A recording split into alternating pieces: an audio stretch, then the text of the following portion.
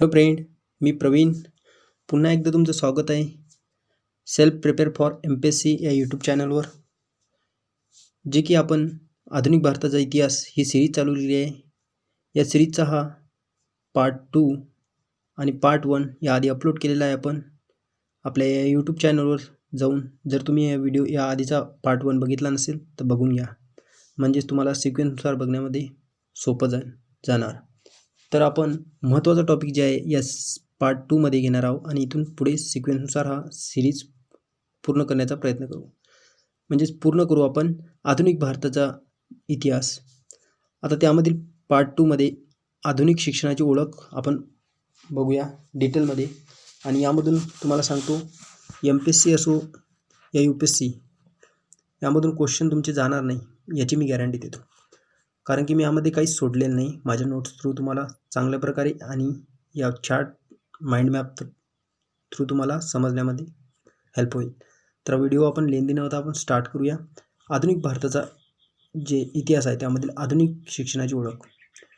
शिक्षण जे तुम्हाला माहितीच असेल की प्रगतीचे व विचार व्यक्त करण्याचे माध्यम आणि समाज परिवर्तनाचे एक प्रभावी माध्यम.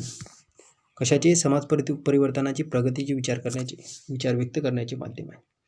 सगळ्यांना माहीत आहे शिक्षणामुळे शिक्षणाला खूप महत्त्व.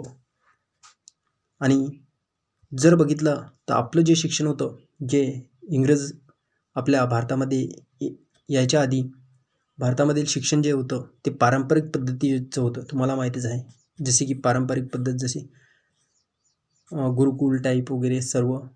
तर या पारंपरिक पद्धती शिक्षणामध्ये जर बघितलं तर शुद्धता पाठांतरावर जास्त भर होता. जे की पाठांतर म्हणजे शुद्धता आणि पाठांतरावर जास्त भर. आणि माध्यम जर बघितलं त्यावेळेस शिक्षणाचे तर संस्कृत माध्यम होते. आणि संस्कृत माध्यम असल्यामुळे बहुजन समाज हा शिक्षणापासून काही दूर राहत होता, हे तुम्हाला माहितीच असेल. म्हणून जे आपण समोरील आता जे आधुनिक शिक्षणाची वाटचाल आहे ते आपण आता पुढे बघूया. जेव्हा मिशनरीचं आगमन होते, सर्वप्रथम कलकत्ता येथे जे डॅनिश मिशनरी असतात त्यांचं आगमन झाल्यानंतर इंग्रजी आधुनिक शिक्षणाची सुरुवात होते. आणि डॅनिश मिशनरी काय करतात, त्यामधील जे काही डॅनिश मिशनरी आहे त्यामध्ये विल्यम वार्ड ह्या महत्त्वाचं व्यक्ती आहे त्यामध्ये. आणि तो हा मुद्रक असतो आणि तो सर्वप्रथम बायबल या बंगालीचा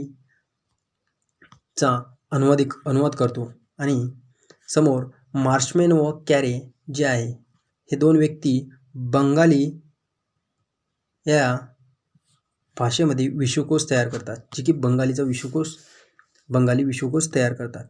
तर लक्षात ठेवा, विल्यम वार्ड हा मुद्रक आहे.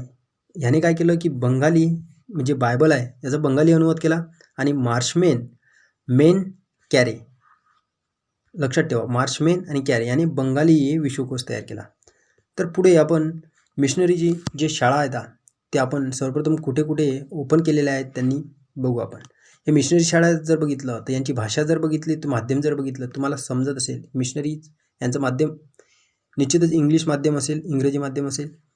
तर 3 शाळा होत्या मिशनऱ्यांच्या. सर्वप्रथम कलकत्ता येथे, एक ढाका आणि चितगाव. लक्षात ठेवा मिशनरीच्या सर्वप्रथम शाळा कोणत्या होती इंग्रजी, तर कलकत्त्याला होती, ढाक्याला होती आणि चितगावला. हे प्रश्न आलेला आहे आधी, म्हणून लक्षात ठेवा कलकत्ता, ढाका, चितगाव.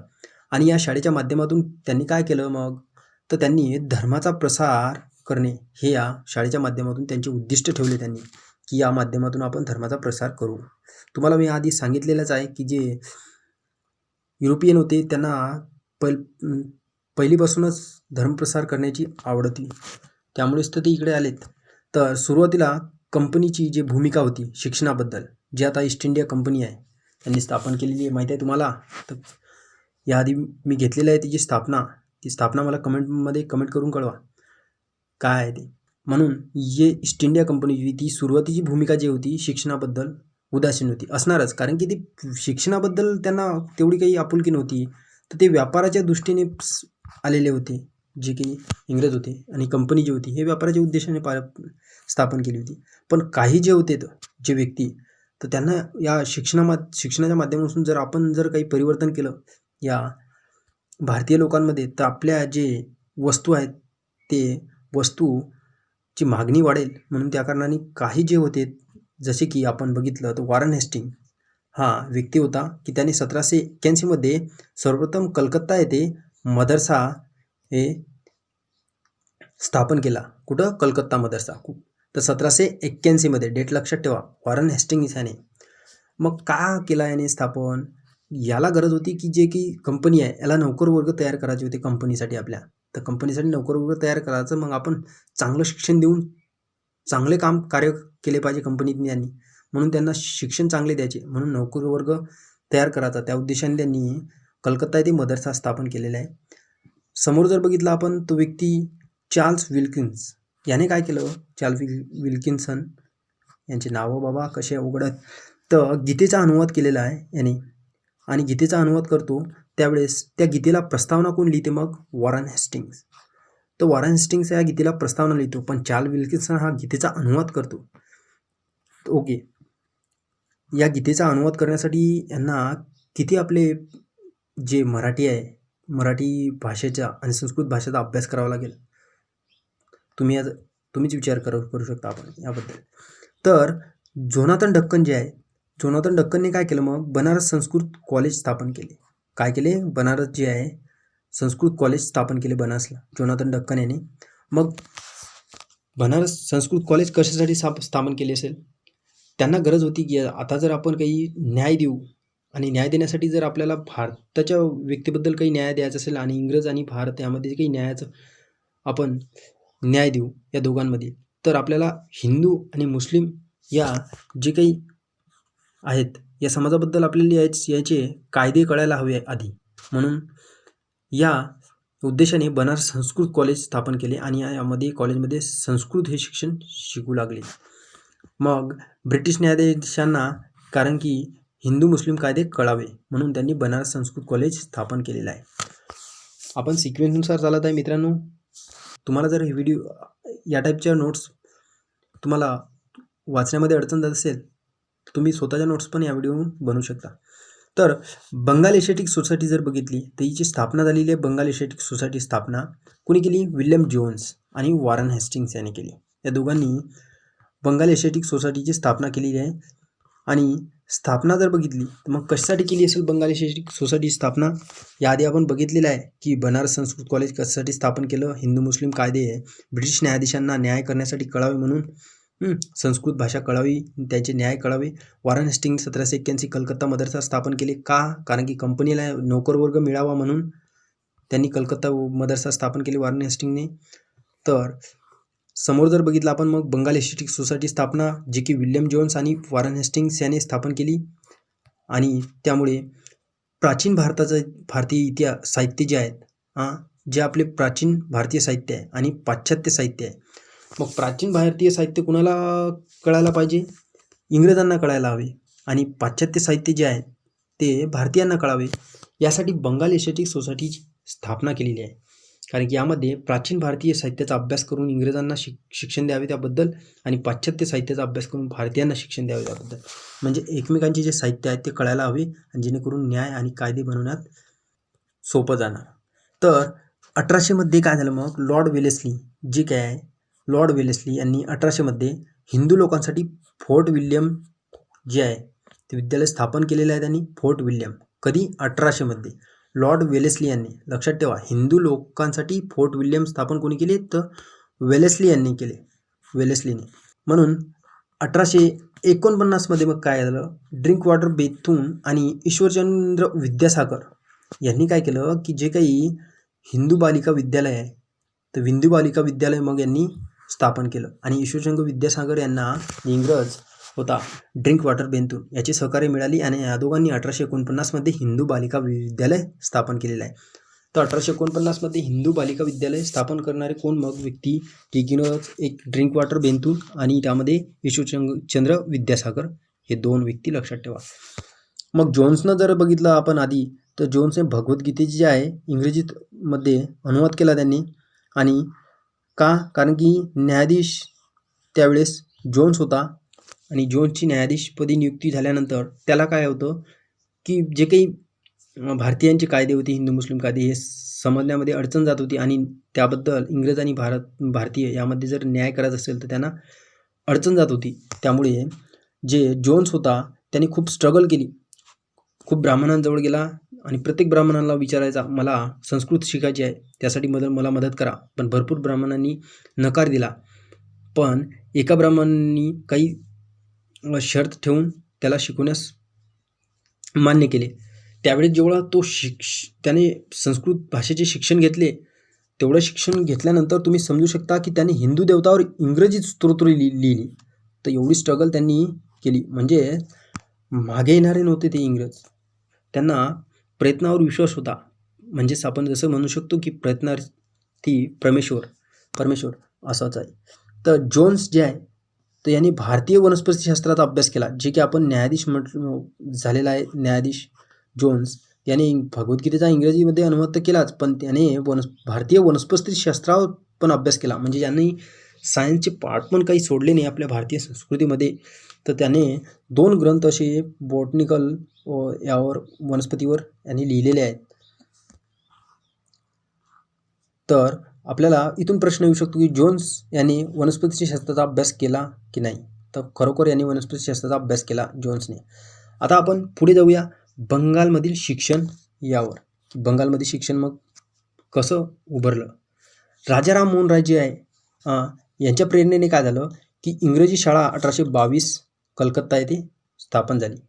मग तुम्ही विचार करा की राजाराम मोहन राय पाश्चात्य शिक्षणाचे समर्थक होते. ते आपण पुढे बघणारच. का? कारण की त्यांना माहीत होतं की इंग्रजी भाषा जर शिकले तर थोडंफार आपल्या जी संस्कृती आहे भारतीयांची उच्च स्तरावर थोडंसं त्यामध्ये काही बदल होऊन जे भेदभाव आहेत दूर होण्याचे प्रयत्न करेल आणि चांगले जे गुण आहेत ते इंग्रजांकडून आपल्याला घेण्यासाठी मदत होईल. त्यामुळे ते इंग्रजांची शाळांना पण महत्त्व देऊ लागले. म्हणून त्यांच्या प्रेरणेने इंग्रजी शाळा 1822 कलकत्ता येथे स्थापन झाली. 1825 त्यांनी वेदांत कॉलेजची स्थापना केली. तर लक्षात ठेवा, आपल्याला इंग्रजी शाळा 1822 लक्षात न ठेवलं तरी चालेल, पण 1825 वेदांत कॉलेज हे मात्र लक्षात ठेवा. 1825 राजाराम मोहन रायांनी स्थापन केलं. पुढे 1817 त्यांनी, याआधीच 1825 वेदांत कॉलेजच्या आधी पण त्यांनी 1817 हिंदू कॉलेज स्थापन केलेलं आहे. सर्वप्रथम हिंदू कॉलेज स्थापन केलं आणि त्या हिंदू कॉलेज स्थापन करण्यामध्ये दोघांनी सहाय्य केलेले आहे जे राजाराम मोहन रायला. ते कोण? तर राधाकांत देव जे भारतीय होते आपले, आणि जे इंग्रज होता डेव्हिड हेअर. हे लक्षात ठेवा, डेव्हिड हेअर एक इंग्रज होता आणि राधाकांत देव यांनी पण हिंदू कॉलेज स्थापनेमध्ये राजाराम मोहन राय यांची मदत केली. 1817 हिंदू कॉलेज. पुढे हिंदू कॉलेजमध्ये मग 4 विषय शिकवले जात होते. एक इंग्रजी, गणित दुसरा, तिसरा भूगोल आणि भौतिकशास्त्र. भूगोल, भौतिकशास्त्र लक्षात ठेवा. भूभौ आणि म्हणजेच इंग्रजी, गणित, भूगोल, भौतिकशास्त्र 2 वेळेस वाचल्यावर तुम्हाला लक्षात येईल. भूगोल, भौतिकशास्त्र, इंग्रजी, गणित. ओके. तर 1835 मग पुढे काय झालं की कलकत्त्यामध्ये मेडिकल कॉलेज स्थापन झालं. मग 1835चा काळ तुम्हाला माहिती असेल कोणाचा असेल, तर बेंटिंग या गव्हर्नरचा होता. तर बेंटिंगच्या काळामध्ये कलकत्ता येथे मेडिकल कॉलेज स्थापन झाले 1835. ओके.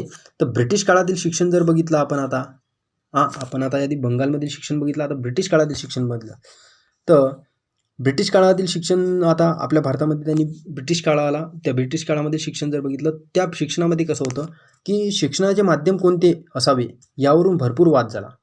की आता ब्रिटिशांनी जे शाळा आहेत त्या स्थापन केल्या, पण आता माध्यम कोणतं ठेवायचं यावरून वाद झालेला आहे. तर वादामध्ये आपण 1813चा जे चार्टर ॲक्ट बघितला, तर हे शिक्षणाची जबाबदारी या ॲक्टने कंपनीवर टाकली. काय केलं की 1813च्या ॲक्टने काय केलं की जे चार्टर ॲक्ट आहे 1813चा, याने काय केलं की शिक्षणाची जबाबदारी कंपनीवर दिली. आता कंपनी तर व्यापारीच्या उद्देशाने, तिला सुरुवातीला तर इंटरेस्ट नव्हता शिक्षणामध्ये, पण तरी पण त्या कंपनीवर जबाबदारी दिली. आणि या 1813च्या ॲक्टनं काय म्हटलं की शिक्षणासाठी 1 लाख रुपयाची तरतूद करावी, म्हणजे सोय करावी. पण सरकारनं याबद्दल काही इंटरेस्ट दाखवला नाही आणि काही धोरण पण ठरवले नाही. पण समोर जर बघितलं तर मग या वादावरूनच, शिक्षणाच्या माध्यमांचे वाद होता, या वादावरूनच 2 गट निर्माण झाले. मग 2 गट कोणते? एक पौरात्य, जी की आपली पारंपरिक पद्धत होती, आणि एक पाश्चिमात्य, जे की आपली आधुनिक पद्धती आहे ना इंग्रजांची. मग पौरात्य म्हणजेच पारंपरिक, या पारंपरिक जे समर्थक होते तर ते कोण होते? तर मग एक विल्सन होता, लक्षात ठेवा, विल्यम जोन्स होता, आणि H.T. प्रिन्सेप होता. Wilson, William Johne's, H.T. Prinsep हे पारंपरिक शिक्षण पद्धतीवर भर देणारे होते. आणि जे पाश्चात्य होते तर पाश्चात्यामध्ये जर बघितलं तर महत्त्वाचा राजाराम मोहन राय आणि त्यामध्ये हेबर आणि अलेक्झांडर डफ हे पण होते. ओके, तर यामध्ये पाश्चात्यामध्ये 3 लक्षात ठेवा, रॉय, हेबर, अलेक्झांडर डफ. ओके, आणि पारंपरिकमध्ये विल्यम जोन्स आणि एस.टी. प्रिन्सेप हे 3 लक्षात ठेवा तुम्ही. आणि पाश्चिमात्याचे लक्षात ठेवा. या टाईपचे तुम्ही जर बघितलं तर आपण शिक्षणाचे भरपूर आपण जी काही सुरुवात केलेली आहे शिक्षणाच्या, आधुनिक शिक्षणाची भारतामध्ये सुरुवात आहे. तर हे लेक्चर आपल्याला आवडलं तर तुम्ही मित्रांसोबत शेअर करा मित्रांनो. आणि पुढील जे पार्ट आहे आपण आता समोर बघणारच आहोत, वुड्सचा डिस्पॅच, जे वुड्सचा खलिता आहे 1854चा, ते पण आपण शिक्षणामध्ये पूर्ण डिटेलमध्ये बघणार आहोत. तर हा व्हिडिओ लेंदी न व्हावा म्हणून मी इथपर्यंत थांबतो आणि भेटूया नेक्स्ट व्हिडिओमध्ये.